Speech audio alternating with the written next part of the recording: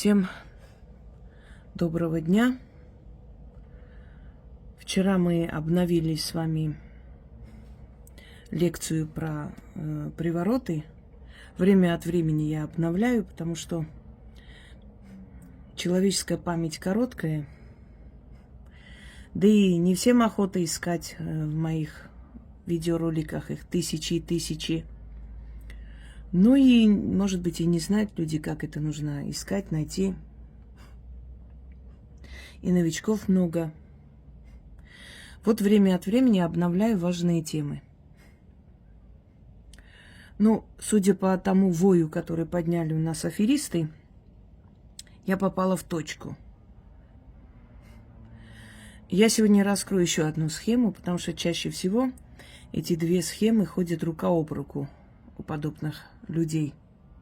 Это привороты и порча на смерть. Вот когда вы пишете или идете к подобному человеку, который себя называет практиком, и он готов и за чистку взяться, и приворот делать, и порчу на смерть кому-то навести, бегите оттуда без оглядки. Перед вами самый настоящий мошенник. Почему?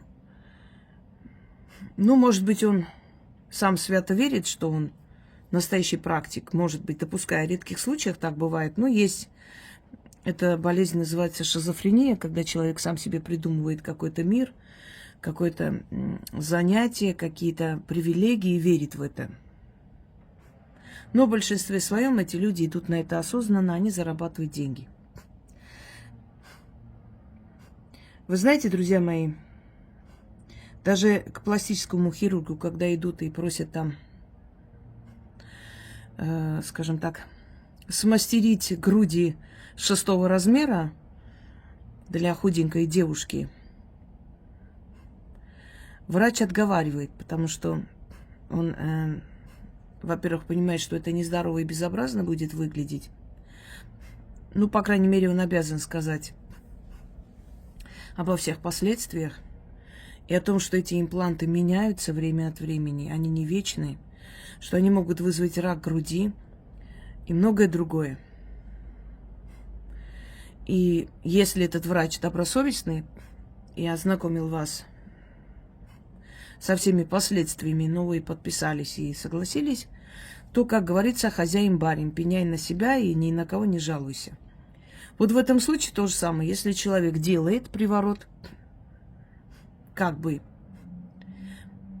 если у него получается, он должен изначально открыть глаза, потому что не все женщины, охмуренные или сходящие с ума по милым и дорогим, соображают в этот момент. А есть неопытные, есть девчонки, есть дети просто, 18 лет, 16 лет, понимаете, которые абсолютно в этом деле ничего не понимают. И, естественно, убедить их в том, что это замечательно, это прекрасно, как они говорят, гармонизация отношений, появится любовь, в жизни новые краски появятся, вечно и счастливо будете жить. А я вам говорю, нет, не будете вы счастливо жить, нет там никакого счастья. И муж ваш будет спиваться, и карьеру свою потеряет, и облысеет, и обезобразится, и будет вас ненавидеть, а вы его.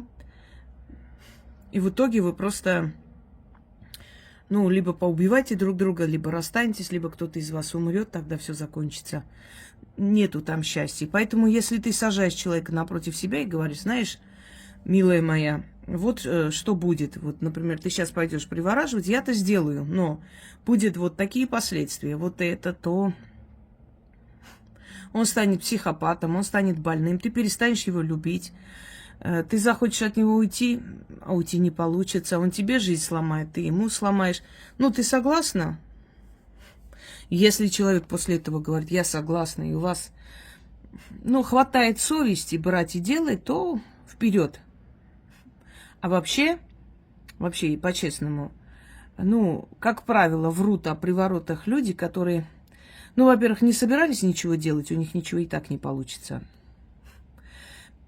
А если что-то получается, то они не хотят нести вообще ответственность за содеянное, Поэтому, ну, пришел, ты хотел, чтобы он пришел. Все, дальше твои дела. Как хочешь, так и живи. Так что никогда в жизни не верьте про все эти белые привороты, привороты через матушку Богородицу, привороты там без вреда и прочую чушь, потому что те, которые это сделали своим бизнесом, они будут вас убеждать в том, что все будет хорошо, или ничего не сделают, или если что-то у них и получится, но естественно, что ничего хорошего для вас не получится. Теперь. И второе, порчи. Вообще ведьмы приходят в этот мир для созидательного труда. Я делала в своей жизни порчи. Их можно перечислить на пальцах. Делала тогда, когда угрожали моей семье физической расправой, моему ребенку. И делала, когда видела несправедливость и хотелось наказать подонка. Живодера, например. Еще среди них был такой сыночек прокурора, который издевался над девушками. И никто не мог найти на эту тварь управы, потому что папаша отмазывал все время. Да, я делала. И делала это из личных побуждений или из личной цели, не ради денег и не по заказу. Сейчас объясню, как. Значит, порчи делятся на несколько категорий.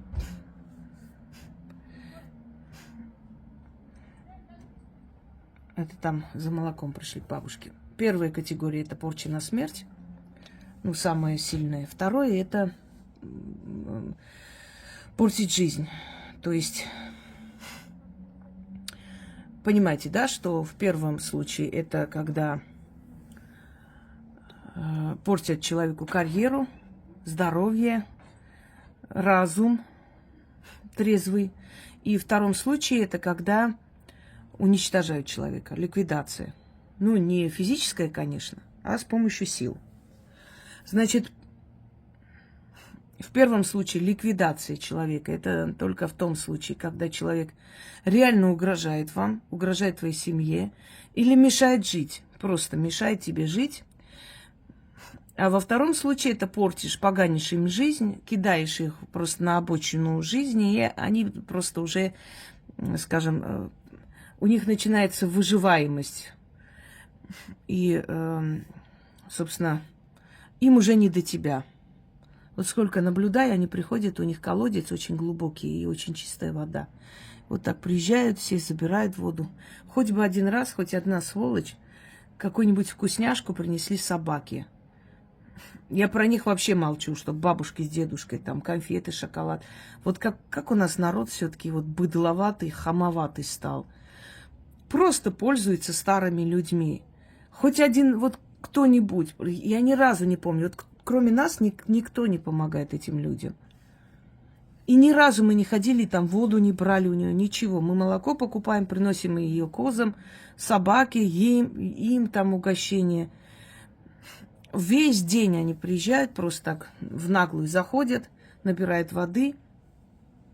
И вот ни один из них, этих людей, ни разу не увидела, чтобы какой-нибудь гостиниц привезли этим людям. Некоторые вообще в день несколько раз приезжают, забирают воду и еще что-то там. Удивительно, правда. Ну ладно. Так, дальше пошли. Так вот.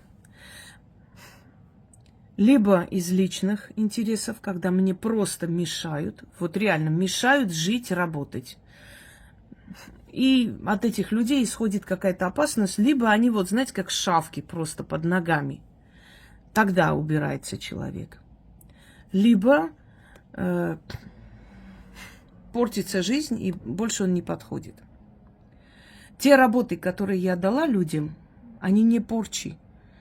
Они никак не вредят никому, если человек не виноват. Это справедливое возмездие и защита себя. Это совершенно разные вещи. Если ты подозреваешь кого-либо, ты просто берешь, начитываешь, не называя имен, и духи сами находят виноватого. Я уже говорила, невиновный не пострадает. Вот если человек после этого наказался, значит, он действительно был виноват перед вами. Потому что там нет слов, вот чтобы вот у тебя вот так было, а чтобы вот ты там сквозь землю провалился. Нет. Там слова: с себя снимаю, обратно отправляю. Кто сделал, тот собрал себе. Кто наслал, тот себя обратно взял. Понимаете? То есть ты даешь установку, оно уходит назад. Вот кто пострадает, тот и делал. Ты ж не говоришь там: Вася и Петя, уходите. Нет, ты говоришь: кто сделал мне, вот тот и пусть забирает. И это справедливо, но это другое.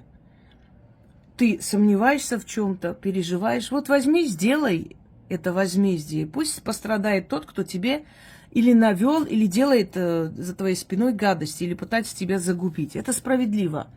А ходить по бабкам или кому-либо, указывая на то, что вы знаете, вот это вот моя начальница, а может, начальница справедливо тебя ругает, а может, ты действительно лодырь, а может, ты действительно достала ее, может, она устала за тобой исправлять твои ошибки, и в конце концов тебе пригрозило, что если ты так дальше будешь делать, тебя просто уволят. И ты бегом бежишь, заказывая на нее порчу, чтобы она умерла, чтобы ее не стало, чтобы ты дальше как хотела, так и как бы себя вела на этой работе. Правильно? И находится какая-то великая магуйка, которая тут же берется за это.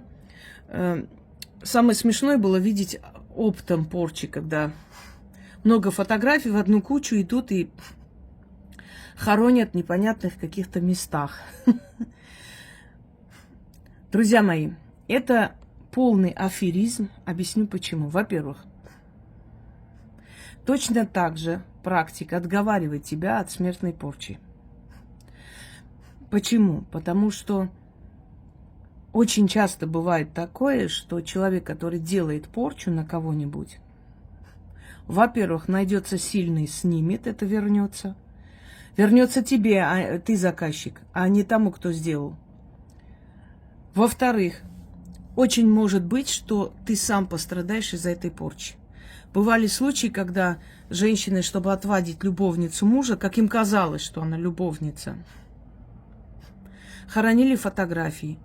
Или по чьему-то там совету ходили на кладбище, начитывали, что там делали, какие-то остуды делали и прочее, что, в принципе, приравнивается порче, если ты не знаешь, что этот человек, то есть виноват или нет, наверняка не знаешь, но делаешь. Это такая же порча жизни.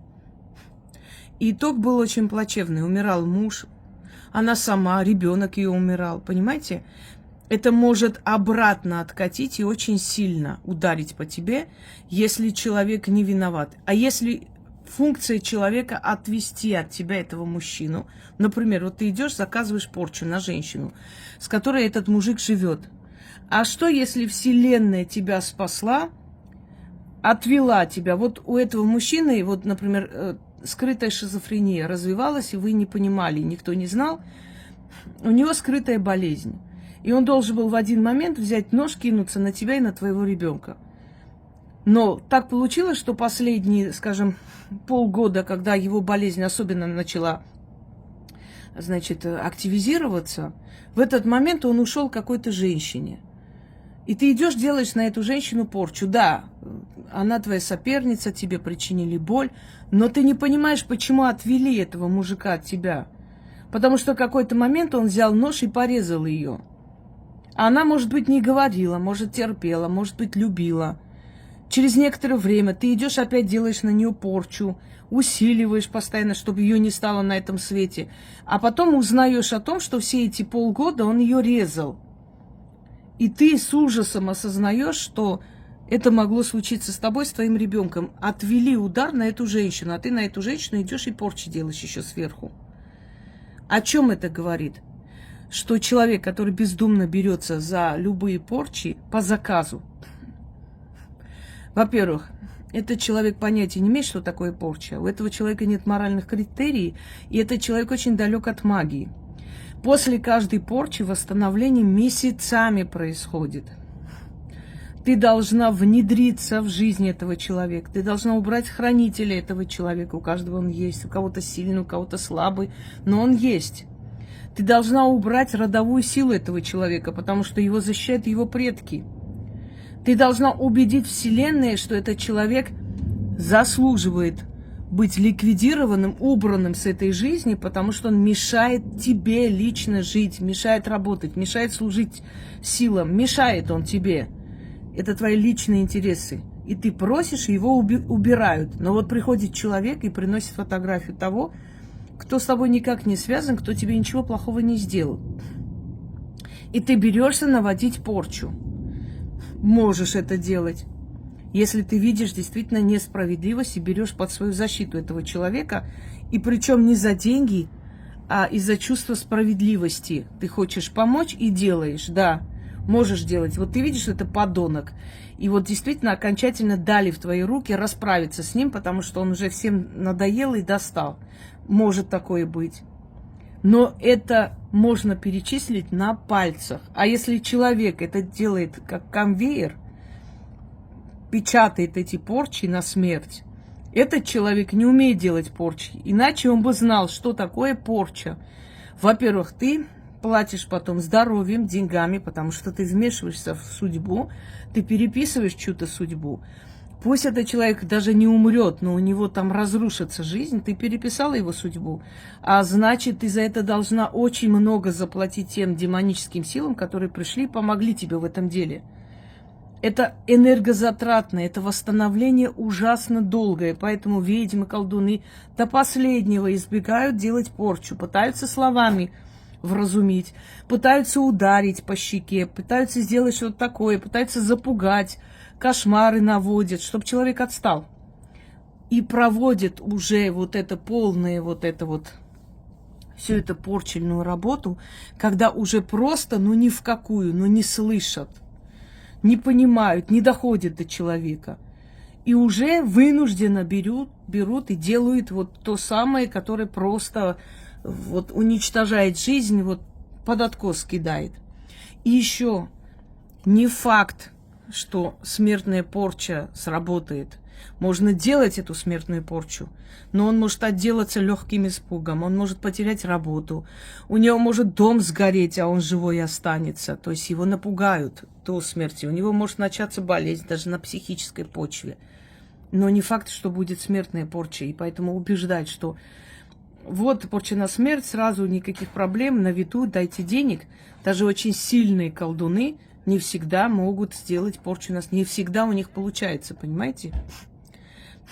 Потому что это огромная работа. Одному человеку навредить – это огромная работа.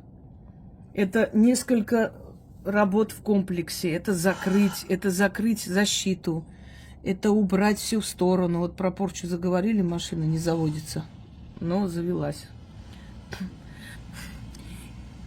Следовательно, о чем мы с вами говорим? Конечно, и чистить человека работа, но, по крайней мере, это созидательный труд. Ты знаешь, ради чего делаешь. Ты делаешь это для того, чтобы человек начал жить. Я вам хочу сказать, что по своему опыту убирание с людей порч, приворотов приводит к тому, что тот, кто навел, просто на глазах начинает таять, умирает. И человек, которого убедили, что ничего не будет тебе за это, что приворот сделает твою жизнь счастливым, мужчина будет любить тебя, обожать. И человек, которого убедили, что порчу можно сделать просто потому, что соседка не так смотрит, да, точно, она на тебя колдует, убедили и сделали эту порчу, якобы порчу. Этот человек и в первом, и во втором случае неожиданно для себя. Для них это сюрприз, потому что когда они идут к таким могуйкам, те их убеждают, что все будет хорошо, ничего такого не будет, все будет. Это безопасный приворот, белый приворот, белая порча, там чего только не насочиняют, лишь бы деньги с вас взять. Я вам хочу сказать, что если человек не умеет делать порчи, даже мысль о том, что вы хотите кого-то портить, когда вы начинаете энергетически готовиться к этому, даже это может вам откатить, прийти обратно, если тот человек перед вами не виноват, понимаете? Даже это может вам дать по морде. И уж тем более, если что-то вы готовитесь, деньги отдаете, там, фотографии приносите, это тем более. Это невозможно, друзья мои. Практики избегают приворотов, практики избегают порчи. До последних просто возможных сил они это избегают, потому что они знают, как это энергозатратно. Потом пластом лежишь, потом ты не способна зарабатывать, жить. Ты превращаешься в старуху месяца на 2. у тебя просто уходит жизненная сила, потому что те силы, те демонические, как мы их называем, адовые силы, которые призываются для приворота и порчи, да, они выжимают тебя, особенно для порчи. И поэтому после этого вот так вот радостно скакать с приклеенными ресницами по ресторанам, каждый день показывает, вот сегодня делаем порчи, столько там пошли, похоронили 50 человек сразу опытом, завтра... Это все чушь собачья, это невозможно. Это невозможно, это абсолютный аферизм. У вас просто берут эти фотографии, берут деньги. Либо ничего не получается, либо что-то они там, может быть, при вас начитывают, чтобы отчитаться, и призывают каких-то низменных духов, что, собственно, прилипает к вам, и вам становится еще хуже. А тот человек, которому вы делали эту порчу, если он пойдет еще и снимет, даже вот те последствия, которые были, пускай мизерные, но снимет, вам это все обратно придет в 100-кратном размере. Понимаете? Поэтому думайте о том, что если человек с вами не садится, не разговаривает, не отговаривает вас от таких неправильных, необдуманных шагов, это все равно, как ты придешь, скажешь человеку, знаете, я хочу пойти и вот на машине сбить вот эту мою соседку. Она мне так достала, не так смотрит на меня, вечно что-то говорит, она не до... Я хочу пойти и ее сбить. И вот так называемый практик говорит, конечно, можно, только надо ночью там и закрой, значит, эти номера, чтобы под камеру не попасть. И лучше вообще возьми на прокат машину, на ней сбей, а потом верни, чтобы никто не знал. Понимаете? То есть вам практически говорят, да, делай только так, чтобы вот как бы было без последствий и все такое. Но если вы пойдете и скажете нормальному, здравомыслящему человеку, я хочу сбить человека, этот человек сядет, с вами поговорит. Помимо того, что ты сядешь в тюрьму, и что это рано или поздно выяснится, это невозможно вечно скрыть, кроме всего этого, тебе жить с этим грузом. Тебе жить с осознанием того, что ты уничтожила человека. Все равно, ты же не киллер, чтобы тебе было пофигу. Вот 1, 2 или 50, без разницы, моя работа. Нет, ты же живой человек, ты же человек.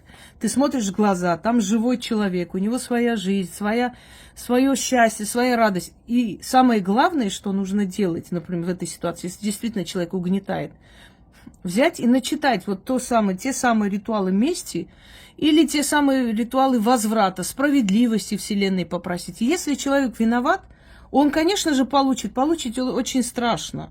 И получают такие люди. Ну вот есть стукачи на работе, есть люди, которые подставляют. Конечно, они должны быть наказаны. Но не лучше ли дать в руки Вселенной и не отвечать за это, не нести за это ответственность? И вот когда человек наказан, с вас спроса нет. Почему? Ну, потому что Вселенная это сделала. Вы же не сказали, вот пусть там Василий Петрович помрет, вот я хочу, чтобы у него там разорение было. Нет. Вы сказали, кто мне делает это все, верните ему обратно. Прошу справедливости, чтобы человек такой-то или просто любой человек, который мне причиняет боль и хочет мне навредить, чтобы этот человек за все ответил по справедливости. И вы перед вашими глазами будет происходить справедливость вселенская, понимаете? Справедливая месть этому человеку, возврат всей той боли, которую он вам причиняет. Это правильно. За это вы не в ответе. Это не может мучить вас, и совесть ваша чиста, потому что вы не пошли и не зарыли его фотографию. Вы просто попросили справедливости. И если его наказали, значит справедливость свершилась. Все. А вот именно конкретно порчу делать... Это незрелая душа. Я не призываю вас прощать подонков, которые вам жизнь сломали. Нет, конечно. Но, по крайней мере, если человек очень редко берется помочь вам, это другой вопрос. Но когда человек делает это работой своей и просто в день по 50-60 лепит приворотов и порч, этот человек не умеет делать ничего. Более того, он испортит вам жизнь, он еще хуже сделает. Теперь...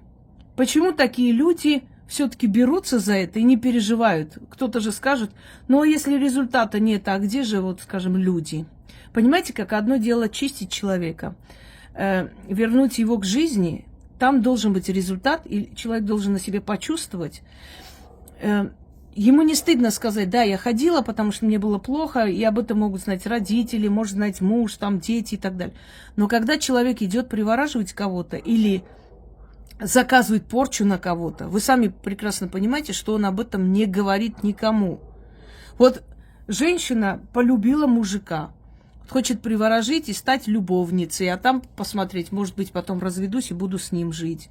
И вот понесла на фотографию, там, скажем, мужа подруги, делать приворот. А ни хрена не получилось. И она говорит этой женщине: вы знаете, вот я заплатила, все, а ничего не происходит, ничего не случилось, он ко мне не пришел, он равнодушен, вот что мне делать? Ну, извините, так бывает, что теперь делаете? Вот так вот. Мы не боги, мы не можем там все делать, я вас предупреждала, что может по-всякому быть, ну и так далее. И что сделает эта женщина? Пойдет где-то там напишет, где-то скажет. Нет, конечно. Почему? Потому что весь мир узнает. Она же и фотографии отправила. И наверняка сказала его, может быть, и попросили, сказали, дайте нам его данные, там где-то в Фейсбуке или где, может, я еще какие-то фотографии его возьму нужные, которые мне подходят. И она скинула эти ссылки. И это все собрано. И как только она, то есть там с той стороны начинаются претензии, ну, здесь могут и не говорить. Эта женщина сама поймет, что это будет опубликовано. И все узнают, что она хотела приворожить мужа лучшей подруги. Вот каково ей будет, как вы думаете? Что она будет делать? Дальше будет выступать или там грозить ей? Нет, она просто исчезнет и будет молить всех богов, чтобы эта могуйка нигде это не опубликовала и не показала. Все. И то же самое будет с порчей. Кто пойдет и скажет: вы знаете, вот результата нет, мой начальник не умирает. Ну, так получилось, ну, не захотели вот силы, вот его род очень сильно, не получается. И, между прочим, я хочу вам сказать, что это не тот случай один раз заплатить. С вас будут тянуть деньги дальше. Еще надо, еще посильнее что-то надо делать, еще что-то, еще надо добавить, поэтому все время будете отправлять деньги. Одно дело, когда с вами работают и делают сильнее, усиливают работу, но ты заплатила один раз, и на этом все. А другое дело, когда тебе все время говорят. Ко мне приходила женщина, которая ходила привораживать какого-то мужика. В общем, мы с ней поговорили, я объяснила, что это глупость, ей это не нужно. Она, конечно, поняла, осознала свою ошибку и больше как бы к этой теме не возвращалась. Но она мне сказала, что она отнесла 400 тысяч какому-то великому магу из какой-то битвы. Потом еще 250 в кредиты залезла, везде. И в итоге, значит, он сказал, что если мне пришла какая-то информация, если я его дальше буду привораживать, он может умереть. Вы хотите, чтобы он умер? Она: нет, нет, конечно, я не хочу. Но тогда мы должны остановиться на этом, потому что мне эта информация пришла. Я говорю: а ты не спросила? Хорошо, информация тебе пришла. А деньги, как в этой еврейской рекламе? Ну, пришла информация, ты не сделала. Дальше что? Ну, все. Ну, я же работал, я же делал, я же ходил на кладбище. Чаще всего вот эти видеоотчеты дают люди, которые не уверены в себе или у которых очень острая необходимость обмануть. Потому что когда, например, спрашивают человека, ну, то есть с которым ты работаешь, этот человек не должен подробности знать. И самые глупые вопросы, которые меня раздражало изначально, теперь не задают. Как у меня там дела? Я говорю: так, мы с вами работаем, у вас есть перемены? Да, все. Как там дела, что я там делаю, в котором часу, вас не касается. Потому что это таинство. Я не должна это разглашать. Ты по результату смотри. Результат есть? Да. Устраивает? Да. Все. Как я это сделала? Не будем разговаривать. Я могла зажечь свечу просто, назвать твое имя, начать читать, начитывать. Я могла на воду читать, открыть воду крана и читать на твое имя, чтобы как вот река омывает свои берега, так чтобы вот всякая порча, корча и так далее с такого-то уходила, смывалась, в бездну там скатилась и так далее. Я могу по-разному делать с разными людьми, по фантому работать, по фотографии. Тебя не касается. Ты должна только результат. Есть результат. Все, на этом все. Но чаще всего видеоотчеты отправляют люди, которые хотят убедить в чем-то. Понимаете, востребованный мастер не будет никого ни в чем убеждать. Не нравится? Хочешь вот так, чтобы было? До свидания, я тебя не принимаю. Я буду делать так, как я считаю нужным. Приходишь, доверяешься мне, и мы меняем твою судьбу. Изменила твою судьбу, поменяла, все сделала, как ты хотела. Да, все, до свидания. Как я это сделала, тебя не касается. на землю начитала, на воду начитала, пошла в лес, начитала на деревья. Вообще не важно. Есть различные способы, каждому человеку свое подходит.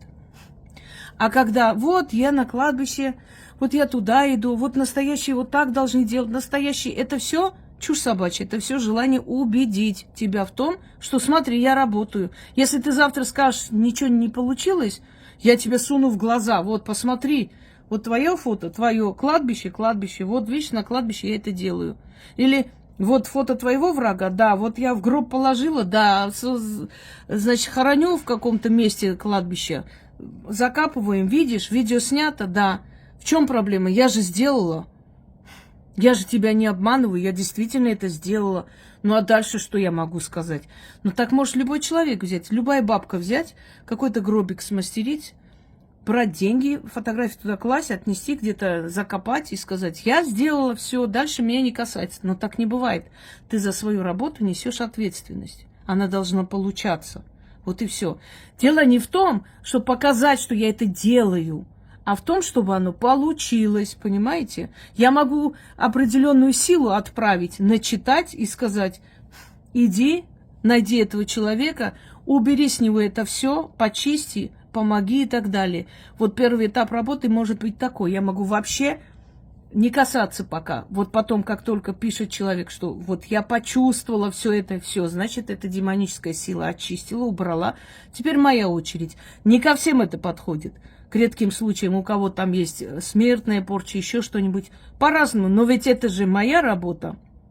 Я же отправляю эту силу. Я несу за это ответственность, правильно? Да, мне нечего доказывать. Я не обязана ничего показывать, что я делаю. Я просто делаю, а вы просто видите результат. Вот так происходит. И то же самое с порчей на смерть, я уже вам сказала. Естественно, что никто жаловаться не будет. Во-первых, видео показали, какие претензии. Во-вторых, это видео может пойти дальше.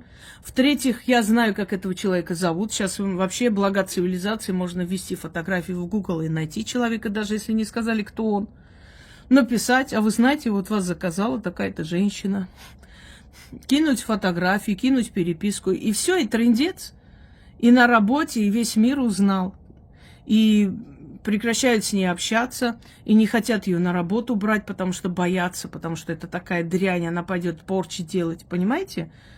Поэтому эти два аспекта, они рука об руку. Смотрите, любой могуй, делаю приворот и порчи, приворот и порчи, приворот и порчи. Никто не сказал, исправлю бесплодие, помогу, там, уберу из вашей жизни. Не, ну говорят, конечно, но в основном их вот эта фишка, основной товар, самый ходовой и самый безопасный, это привороты и порчи.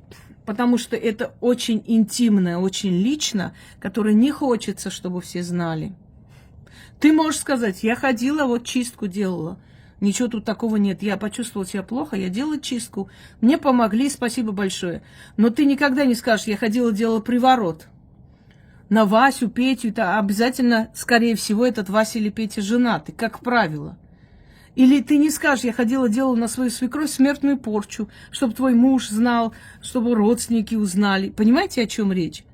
Вот именно поэтому самый ходовой товар. Взять, делать какой-то жалкий видеоотчет, показать, дальше ничего не знаю. Меня не касается. И этот отчет еще сделать именно для того, чтобы переписка была, что да, я вижу, вы делаете, спасибо, а когда он умрет, а сколько времени потребуется. И это все сохраняется. И в нужный момент просто, у тебя претензии, так я сейчас отправлю ему, пусть он решает, почему он не помер. И, конечно же, ты этого делать не будешь. Ко мне просто приходят же такие люди, они говорят, ой, не надо, пожалуйста, я когда говорю, а кто это сделал? Дайте мне фотографию этого человека, дайте мне номер. Мне интересно, кто этим занимается. Нет, пожалуйста, она возьмет сейчас всем, выскажет. Я не хочу, чтобы знали, что я там приворотами ходила и все такое. А вот вы не скажете, там получилось или нет. Я говорю, а зачем мне говорить? Вы сами сказали. Если ты ко мне пришла, значит, не получилось. Вот о чем речь, друзья мои. Порча – это энергозатратные работы. Чаще всего практики берутся, когда у них личная обида. Очень редко, чтобы восстановить справедливость вокруг, имеется в виду, именно вот если они возмутились этим. И чтобы это сделать просто заработком, нет. Потому что расплата очень страшная, очень тяжелая. Даже если человек тебе мешает жить, ты его убираешь с этого мира, в любом случае ты за это отвечаешь, за эту жизнь. Ты должна убедить потом те силы, что он настолько тебе мешал, что ты решилась на такое, понимаете? Вот о чем речь. Желаю вам благоразумия и подумайте над тем, что вы в своей жизни творите.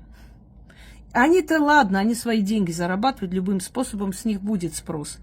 А вот вы себе задайте вопрос, а мне это надо пачкать свою судьбу, свою жизнь такими глупостями? Всем удачи!